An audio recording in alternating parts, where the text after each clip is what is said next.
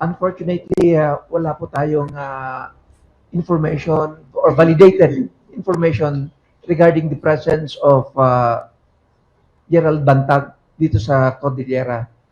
Although, alam naman nung mga kapulisan natin, they were given instructions to focus on manhunt against former Bucor Chief Bantag dito sa area natin.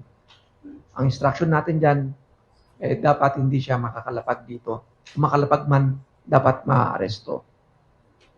So, kung may naging information si Bucor Chief, it's unfortunate na hindi na pick up ng mga agents namin on the ground yung information na yon kung totoo man na lumapag siya dito sa Cordillera. Otherwise, we could have conducted or we could have implemented the service of warrant against former Bucor Chief Bantag.